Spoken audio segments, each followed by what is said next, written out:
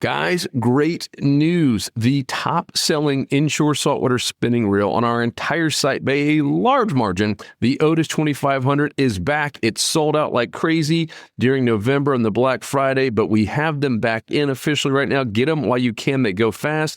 Insider members save $50. You save half your membership just on that one purchase. And when you pair it with a rod like the slot machine or the slam stick, you literally pay for your membership in just that one purchase. And what's really cool, both the slam stick and the slot machine are so light. Those rods are so incredibly light. And when you combine it with this super light reel, the Otis 2500, it actually floats. So it is crazy. Don't do it unless you have to. But if you happen to lose your rod or reel over the edge or off of a kayak or paddleboard like my brother Luke has many times, it actually floats. You can pull it back in, wash it off, and keep using it. So that's at fishstrong.com. Make sure if you're a member, you're logged in. If you're not a member, what the heck are you waiting on? Sign up today and join the 65,000 other members in the Salt Strong Insider Club. Otherwise, here's the episode. This fishing, it's in my soul. Welcome to the Salt Strong Podcast, disrupting fishing entertainment as you know it. Prepare to laugh. Prepare to get to know fishing legends in a whole new and unfiltered way. And on occasion, you might even learn a thing or two about fishing. Here's your host, Joe Simons. Like diamonds. How to find redfish, speckled trout, snook, and flounder in 2026 using the 90-10 fishing zone method. Hey everybody, Joe Simons, like diamonds. Hey, I'm Luke Simons. Like diamonds. We haven't done a 90-10 zone video in quite some time. We were looking, it's been since March. We're like, man, that's coming up on a year before you know it. And it really is the most important rule for inshore saltwater anglers. It can apply to bass fishing. That's kind of how it originally came out. I think we might have been one of the first ones to call it the 90-10 fishing zone and publish it. But a guy named Paul Johnson, who wrote a book that is really hard to get. I think the lowest I've seen it now is about $100 to find this fishing book. It was called The Scientific Angler. And Paul, one thing that was unique about him, he studied fish.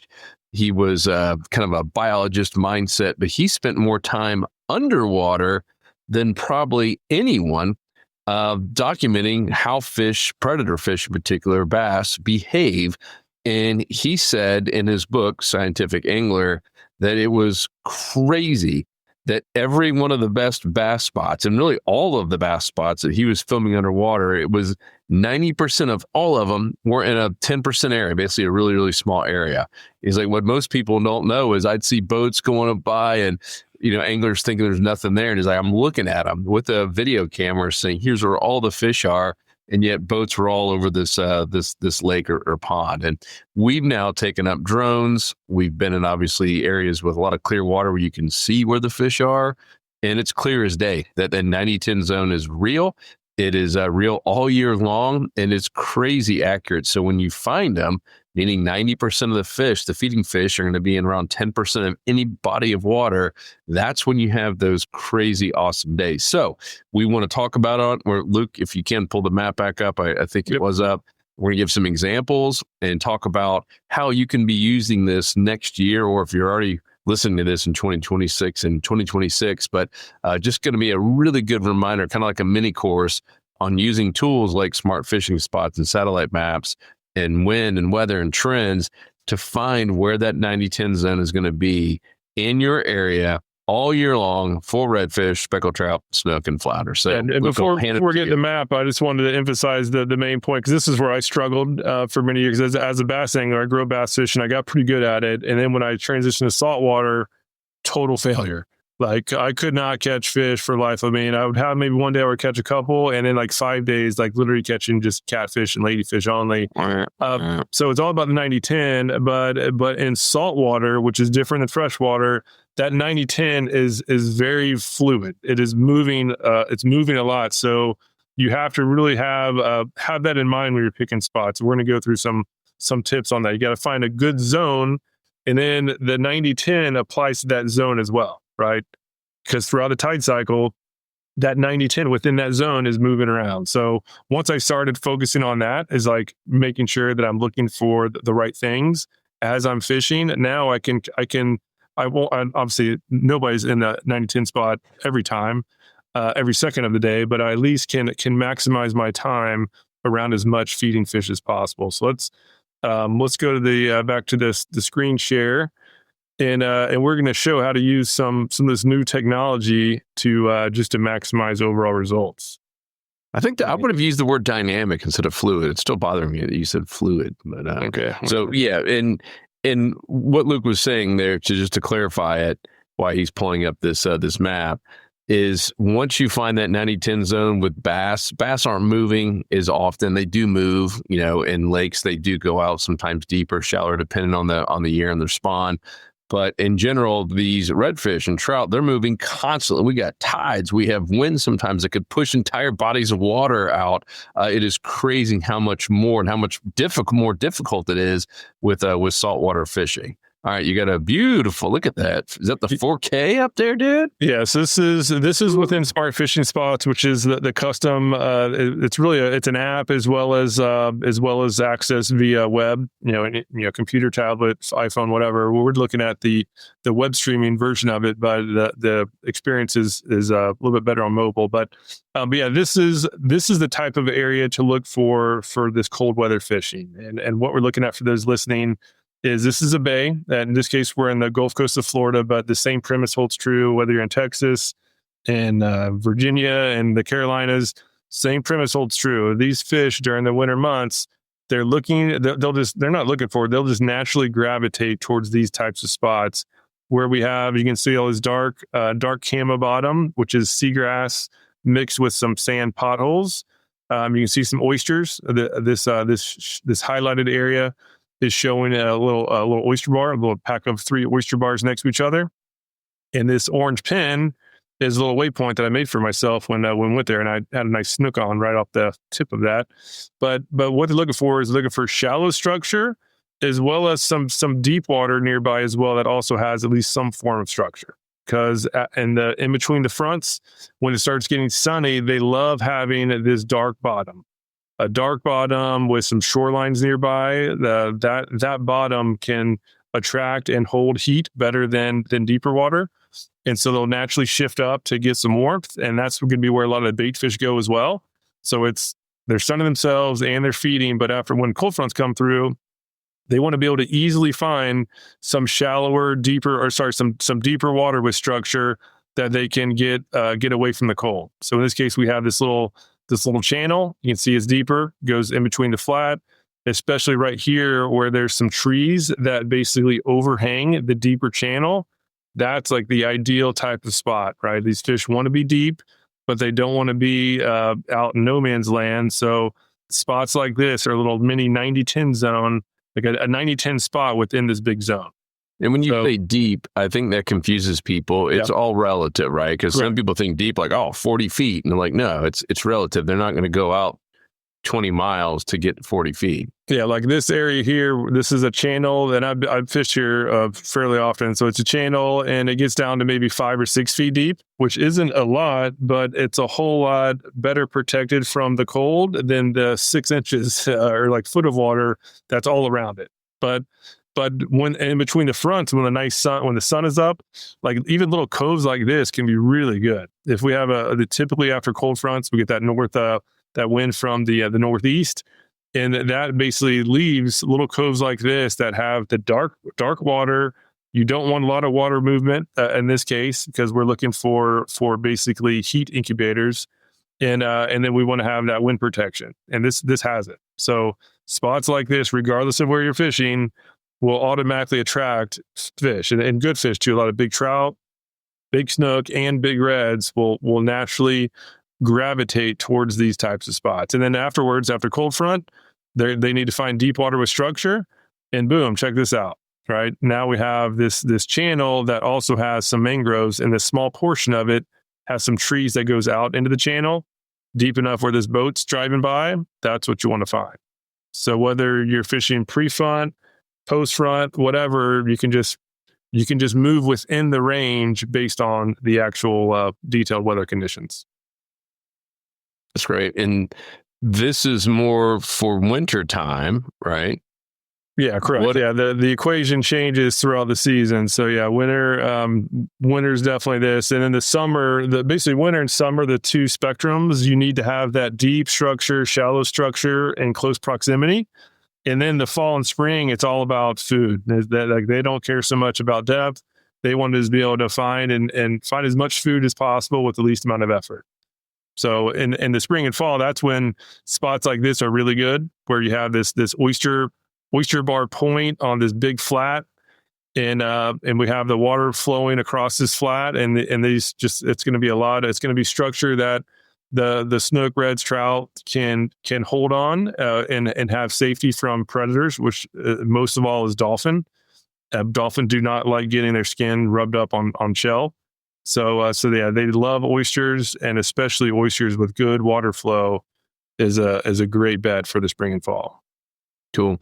Well, while we're in here, if you don't mind, let's maybe just kind of highlight and talk about a couple more of these spots, because inside of Smart Fishing Spots, if you're watching this, then you'll know what I'm talking about. If you're listening, you probably need to go watch the video version.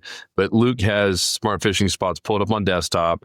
They're, I don't know, in this one little screen, anywhere from 3 to 10 spots that are highlighted. And these essentially are the most likely 90-10 zones for that given day and time. And as you kind of move the tide bar, you'll see some of these spots disappear. You'll see some change color. The color is based on a legend on how likely it is to be a hot spot. But anything you see highlighted is an area that you need to be checking out, and just kind of a shortcut, a cheat code, if you will, on finding that 90-10 zone. Luke's pulling up some tide stuff now, but let's talk about a couple more of these on why, because that question comes up like, well, hey, why was this highlighted for that given day, et cetera? Yeah, and so basically right now we're filming this during the winter, and so right now it's highlighting the right types of zones, right? The shallow structure and deep structure. So sometimes people get in here because in this, let me pull this back up, but there's basically a red bar over the tide chart. In the spots, you now can't see it in the background, but the spots shown, the highlights and the colors are all dependent on the conditions during which this red bar is showing. So right now we're basically looking at 3 a.m. Let's just say we're going to look at 3 p.m. So we have the middle of the day. You can see these two fish means that this is the major, so lunar period. And we have incoming tide, and it's looking at the weather, the wind direction, the wind speed, and the season, and it's basically saying, okay, on this shoreline, this zone is yellow, which is the second highest as far as the good category. And then when we zoom into this range, you can kind of see why, where it has exactly what the recipe I mentioned before. It has a lot of shallow structure. We have oysters that you can see here. We have the mangroves. We have irregular shorelines. We have some backwater that is going to be flowing through here. And then in close proximity, right, we have this channel that has seagrass, some nice looking seagrass edges as it enters the channel. So again, as we mentioned, if it's in here with these, it might be wondering what these pins are. This is a really cool feature we have. Hey, Joe with the red. Me. Really cool feature we have where all to make a catch log, all we do is just upload our pics. We just upload our pictures from whenever we caught them. And the system will see the location, right? It'll pin it on the map, but also it'll pull in, even if this is a long time ago, it'll pull in details of the catch. You can see the weather, and it's really cool to be able to know exactly, including the tide information. Really cool to be able to know exactly what the conditions were on catches you had, year or 2 years or even 5 years prior. So yeah, I forgot I caught a fish right there in front of that sandbar there.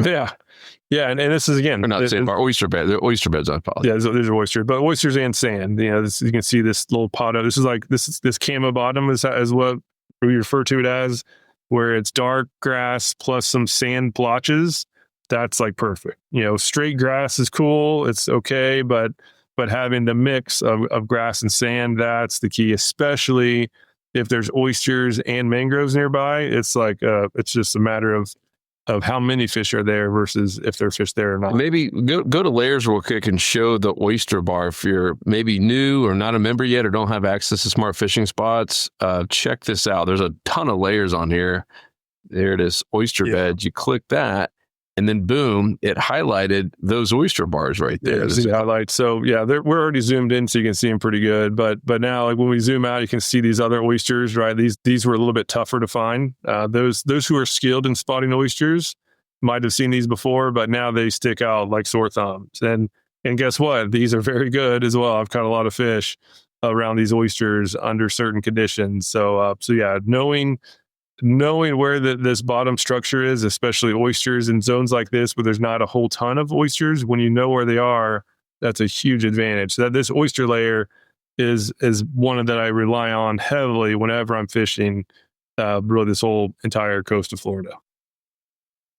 That's awesome. Let's just stay on this area while we're here.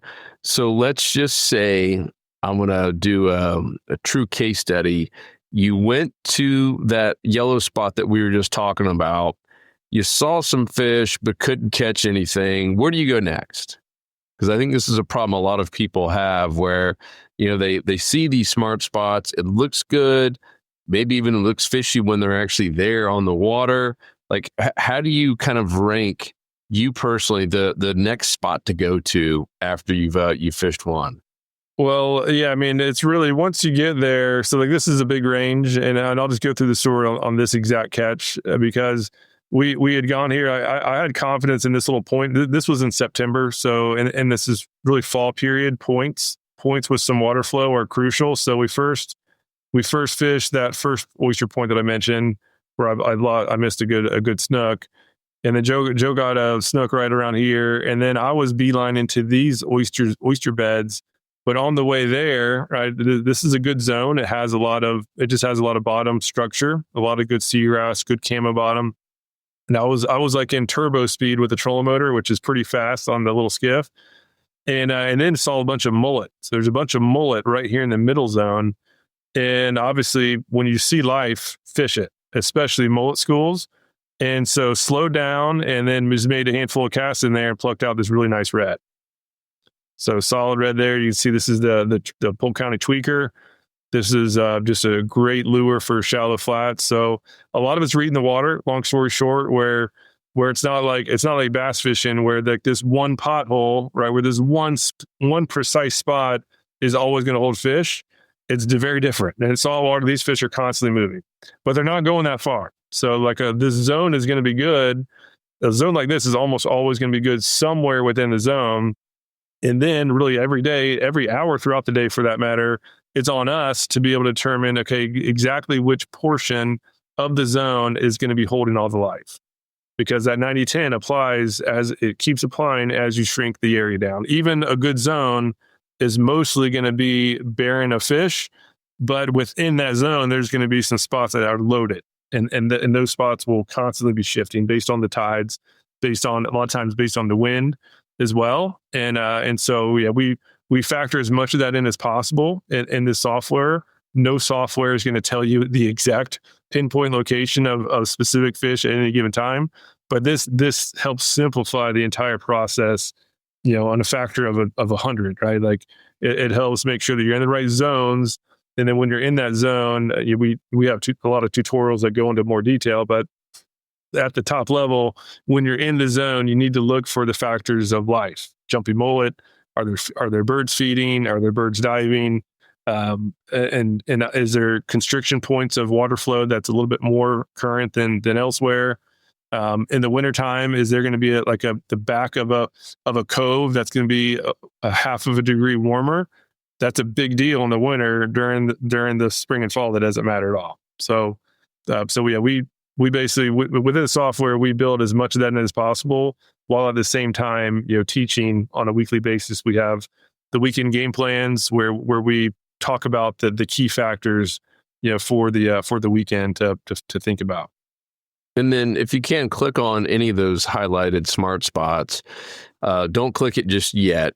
Or don't click the generate game plan guide. But someone had recently asked one of our members, hey, with the rise of AI, are you guys using AI within smart fishing spots? The answer is heck yeah. And so this generate game plan guide, you can click any spot, any highlighted spot's going to have one. When you click it, you can go ahead and click it. it's now, this is the AI part. It's pulling in, you can see it's generating real time data, and it knows that Luke's, remember we talked about 3 p.m. You just saw that. It knows that Luke's red bar is sitting on that 3 p.m. mark for that specific day and tide that he picked earlier. So it's pulling up all the information it has, and we're getting new data coming in, like weather-wise, every 15, 20 minutes. So it's pulling all that stuff in. And this one in particular, it even tells you how to fish it by hour, basically for the rest of the afternoon. Some do, some don't. So they're all different. Because it is AI, it's pulling in all the data we have, tells you what lures to use, what live bait if you're using live bait, what to look for. It actually knows there's oyster bars nearby or oyster beds nearby because it's, once again, using our system and our data that's already in there. It really is cool. I call this like having a full-time fishing guide in your back pocket. And that's for any spot, all day, every day. At 1 a.m, you can wake up and say, I need to know how to fish this spot. You don't have to wait for those game plans that Luke talks about, which are normally closer to the weekend.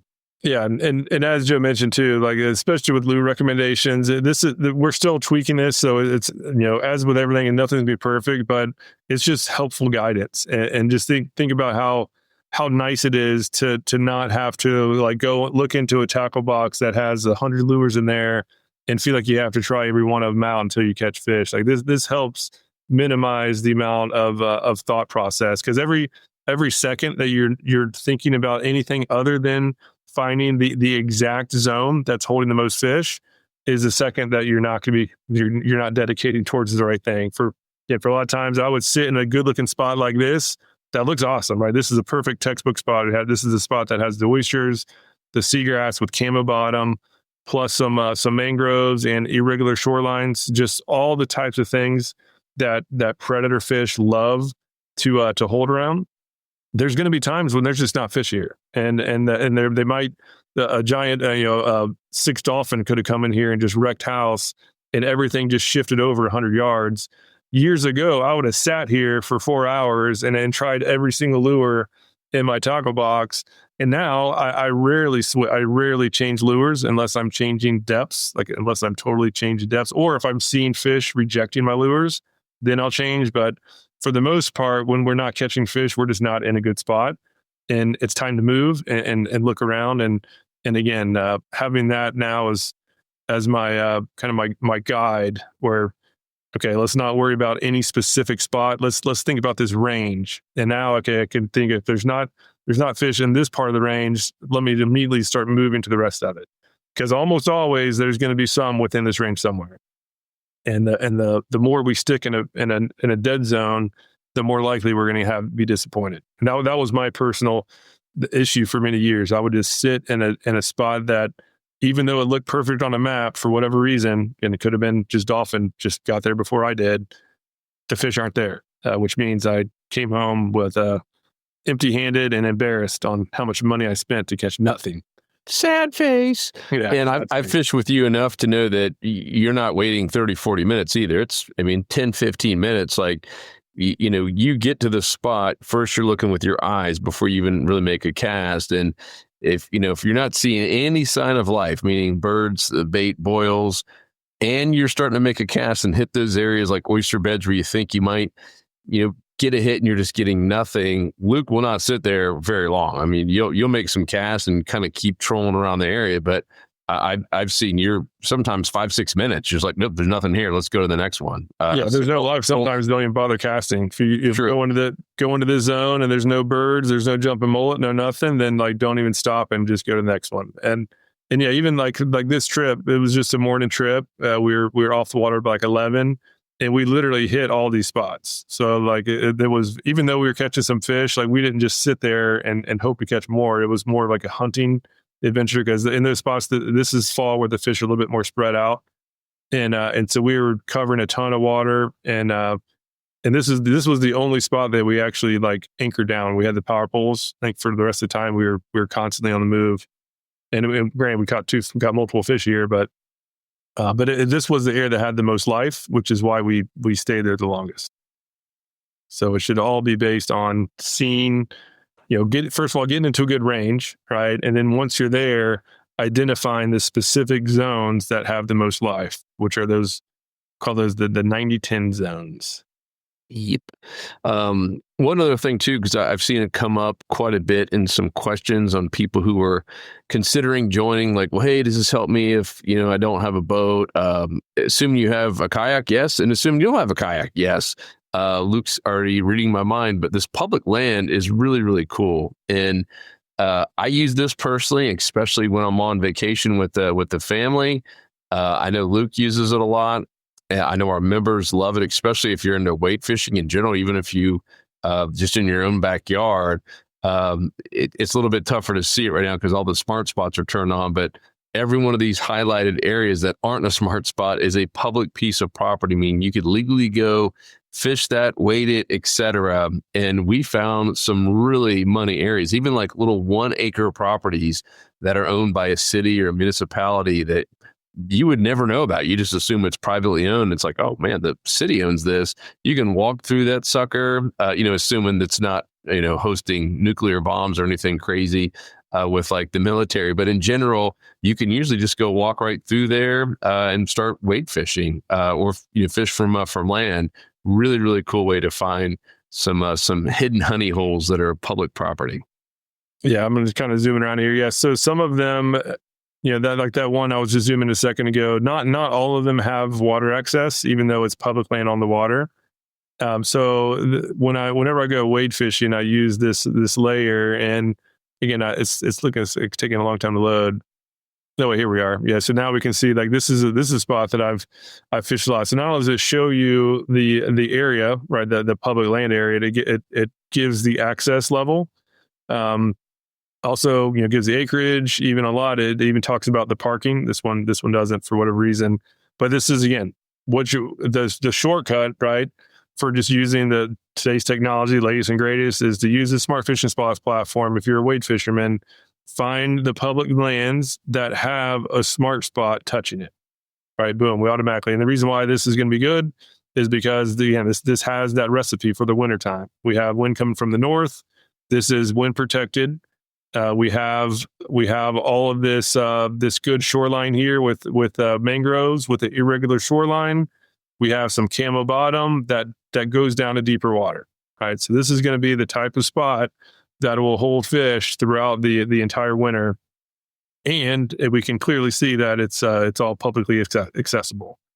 So really, really helpful tool. And the cool thing about saltwater fishing, unlike freshwater, is a lot of the biggest fish are accessible by foot, and actually accessing by foot has an advantage. So for any boater that tries to fish this, especially on the wind protected shoreline, these fish are smart, right? Especially this Tampa Bay has probably the most pressure of anywhere in Florida, probably anywhere in the U.S. for inshore saltwater fishing. So these fish aren't dumb. They can feel or sense a boat coming. They have a much tougher time feeling or sensing you coming on foot.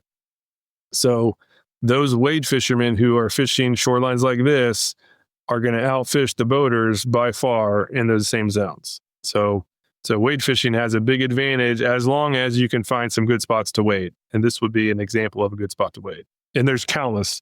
Right? This is just one area. We can zoom around and find countless others. It is shocking how many good spots there are for wade fishing. And even like Wader Dave, we have some members like Wader Dave who he had a boat, sold it because he was doing better by foot. And this is an area that I didn't even know. I lived in St. Pete. I lived very close to this for a while, and I didn't even know it was there. And you can see these little highlights are all publicly open access areas. And check this out. This yellow is the smart spot because it has the exact recipe we talked about, including docks in this case, with deeper water. And oysters are there too. Oysters are highlighted. Plus oysters. Yeah, this is like the perfect recipe.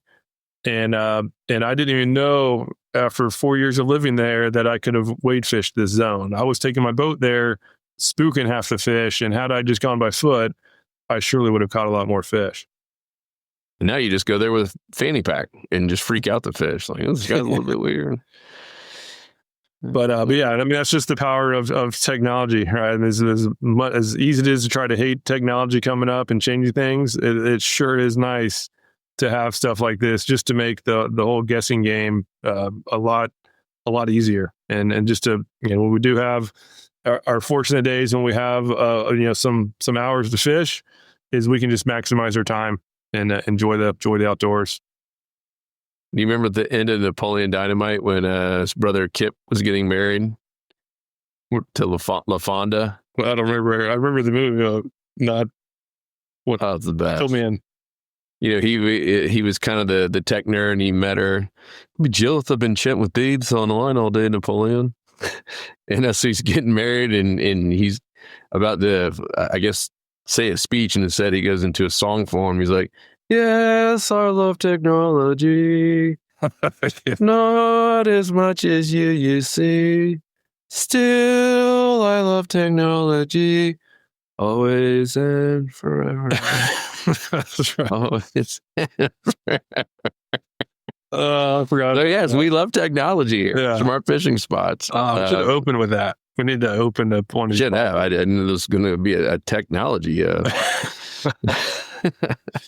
That's it. All right, guys. The whole theme of this is next year, right? To go into the future, like this technology is incredibly helpful. It's not like it takes the fun out of it either, because it is a challenge on still, you still got to put a lot of things together. It's not like it's cheating, as some people say. It's not like even to get a good spot, you still have to find that 90-10 zone within the area and pick the right lures.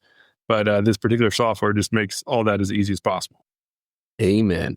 And you can only get it by being an insider member at Saltstrong. We're hitting 65,000 members here at the end of the year, which is awesome. It's been a kind of a number we've been shooting for a long time. We blasted through 60, and I'm sure we'll be at 70s and 80s next year. Just such a helpful community, right? I mean, the amount of awesome anglers, and I'm not talking about you and me, I'm talking about the amount of just regular Joes out there who love posting and love helping. It is the most helpful group ever.